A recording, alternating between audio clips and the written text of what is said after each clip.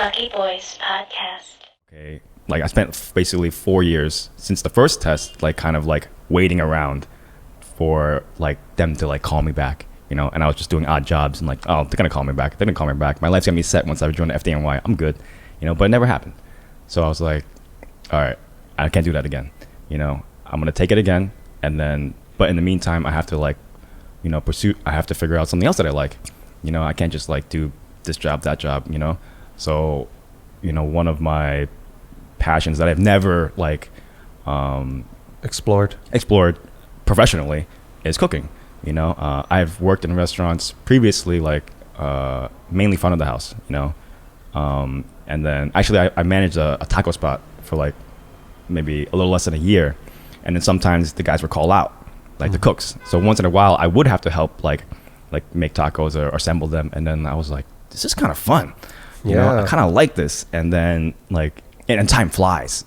Time flies, you know. And then I don't have to talk to people either. So I was like, I think I kind of like this. So, you know, in 2016, I was like, you know, let me, you know, if I have to start on the bottom, I got to start on the bottom. You know, I'm going to just go on Craigslist, look for cook jobs. That was it. So I applied to a couple places. You know, and then I chose one place called Insa Korean Barbecue in Brooklyn. That was my first cooking job. You know, and they're very, very nice people. They taught me a lot. Basically, you know, they basically laid the foundation for me, you know, with my cooking. Yeah, I started on the bottom, man. Like, you know, in Korean barbecue, you know, there's like banchan and grilled meats. So basically the first thing that I did for like 6 months, half a year, I didn't cook at all.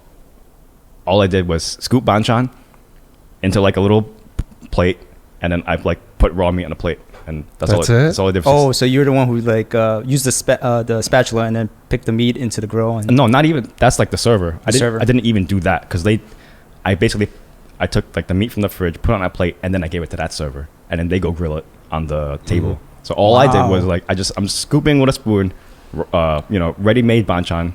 And you did that for 6 months. 6 months. That's not even the line cook. I think the line cook is the first like step in being. I guess technically this would be called garde-manger. So that's like the cold station. You know, so for I guess a Korean restaurant, that would be the garde-manger station. It's just plating banchan and raw meats, and not cooking a single thing for half a year. Yeah, I mean that makes sense. That's not unusual. Yeah, it's not unusual. I mean, I hear sometimes people start as busboys. Yeah, that too.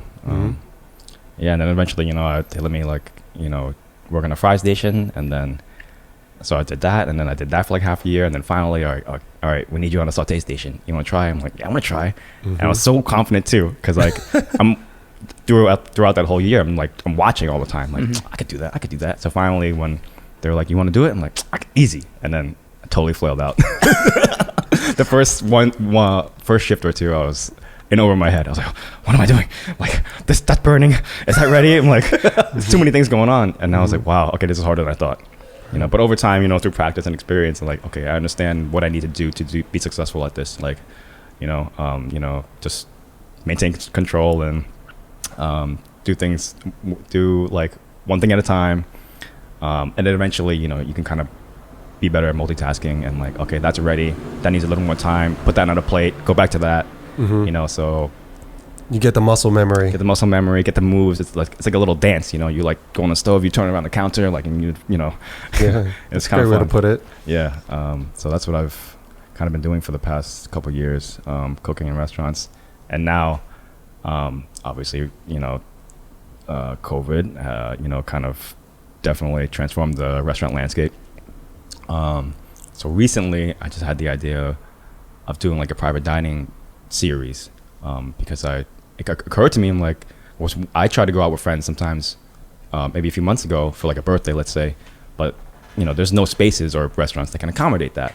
You know, obviously there's some indoor dining now, but when there was none, like there's no outdoor space that can really accommodate 10 plus people.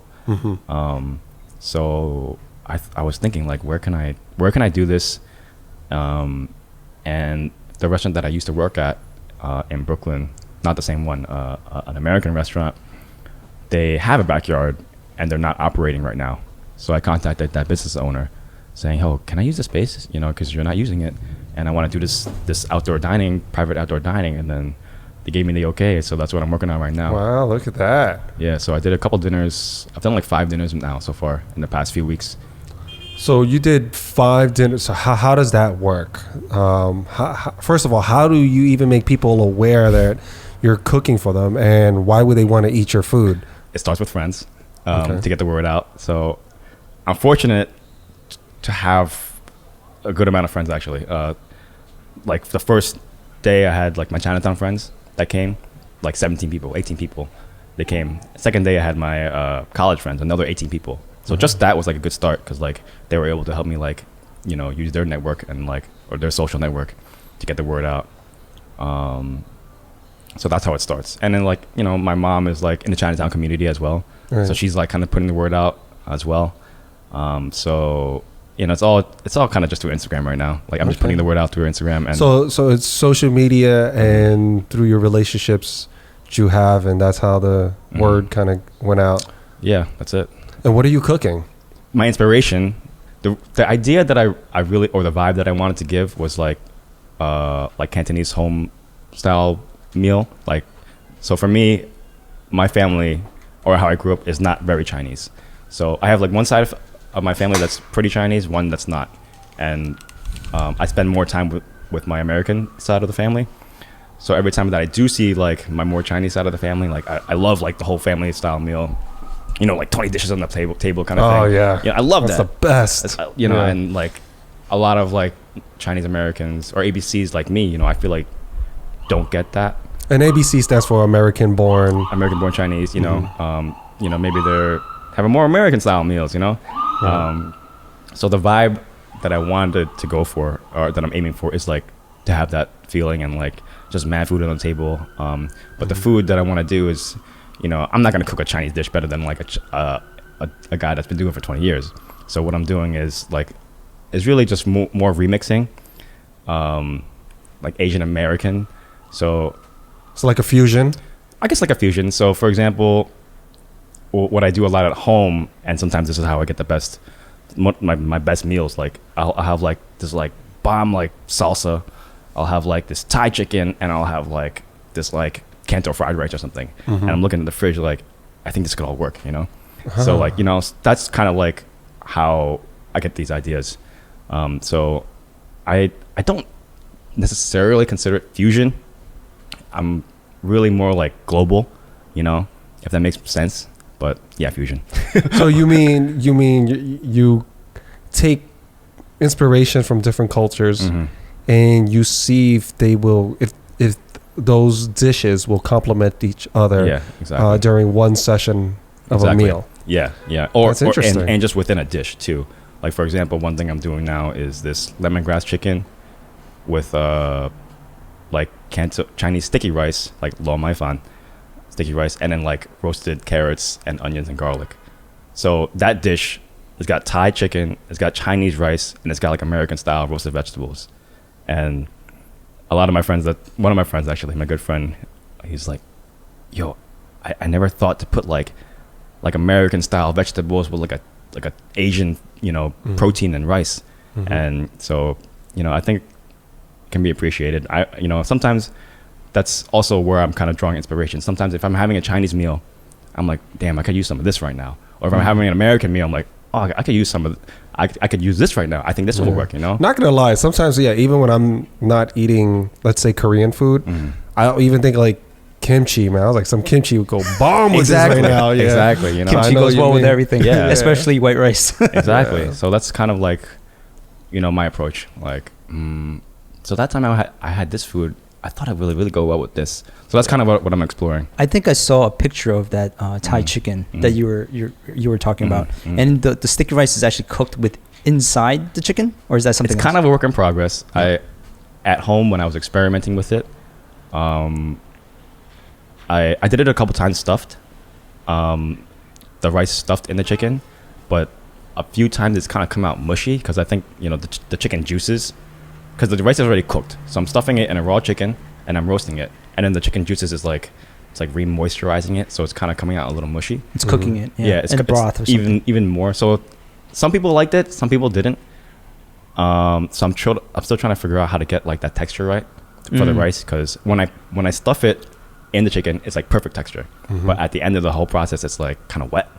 Yeah, So Like a because- saucy type. Of Yeah, chicken. it's like Without pretty. rice. Yeah, so it depends how you like it. You know, if you like yeah, it. that's true. Some people love things Yeah, saucy. Some because people when I don't. make Mexican rice with chicken, with dark meat chicken, and it's all boiling in Together, a right? broth. Yeah. So yeah. it comes out Wet. mushy. Yeah, wet. yeah. So if you're into that, that's great. You know. So, but so right now I'm not stuffing it because I'm kind of like trying to maintain control of the texture. And that's important. Yeah, exactly. That's very important to the experience because, for example, if just making noodles, if I have noodles that's too soft and mushy, I get instant. I would never go back to that restaurant. Yeah. So it's not Never. al dente. It's actually too Right, soft. if it's not to the tooth, like the you know? opposite of al If it's not right, mush. Yeah. right, or if it's undercooked.